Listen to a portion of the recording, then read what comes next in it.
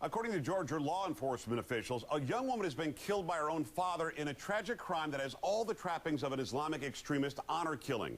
Shodray Rashid is from Pakistan and has been charged with murder for strangling his daughter with a bungee cord after she apparently wanted out of her arranged marriage. Zuhdi Jasser is from the American Islamic Forum for Democracy. Zuhdi, thank you so much for joining us. I'm just perplexed by this. I've got 3 daughters. They're 16, 15, and 8 years old.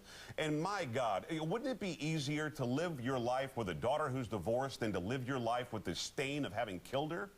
Well, this is, you know, you're trying to understand the pathology of a Neanderthal that basically comes out of the mountains of Pakistan and has a pre-Islamic mentality of where the sexuality of his family and the purity of his daughter is much more important to him than actually murdering her in her life. And this is actually, it has nothing to do with Islam. This is a tribal, medieval mentality that is seen in tribes in Pakistan and India, and often is not even seen in Islamic communities.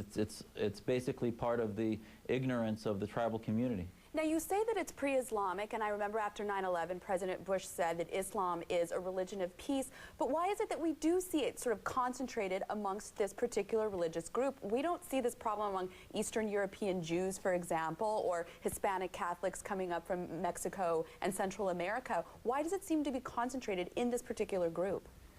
You're right in that right now, certainly my family, I was taught equality of women and the equal rights for them. But the problem is that much of the Islamic world has been under dictatorship, has a large illiteracy rate, and you'll see a lot of these behaviors, the misogynistic characteristic of tribal behaviors, not being affected by Islam, but being affected by a culture that has now hijacked the religion and twisted the Sharia and a lot of the laws that pretend to be Islam over the past 500, 700 years, right, and made them into Islam, which is what many of us moderate Muslims need to start reforming and fixing our faith. Hey, Zuhdi, I've got to ask you, though, I mean, we talk about the 19 hijackers on 9/11, they perverted the religion. We talk about Al-Qaeda, they're perverting the religion. We talk about the Taliban, they're perverting the religion. If you ask this guy who's standing trial right now for the murder of his own daughter because she wanted to get a divorce, I guarantee you he would say he's a Muslim. So what do Muslim leaders have to do here to stop these people from doing this? Because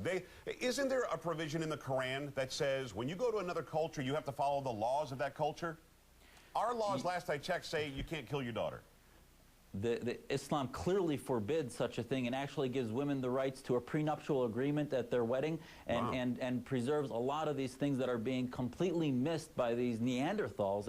And you're right, Muslims need to stand up. I'm not going to say he's not a Muslim. We don't have a church that communicates or excommunicates people. What I am going to do is start a movement of Muslims that will stand up and say this is not only wrong, he should get the capital punishment, and we should start to have family processes to protect daughters and children like his, so that when Muslims stand up and speak up. I don't know if you heard the Pakistani community that stood up in Atlanta recently or in Georgia and basically said that, well, the family's depressed, well, you know, this. They should stand up and say this is completely wrong and immoral and not Islam. I would love to get into this more, and I really appreciate what you're saying. I only wish that more moderate Muslims were standing up and saying the same thing. Yeah, we appreciate that. He is. Zuhdi, thank you very much for your time today. Coming up right here, the candidates are talking about the economy all week, but is it more sizzle than steak? Well, now I'm hungry.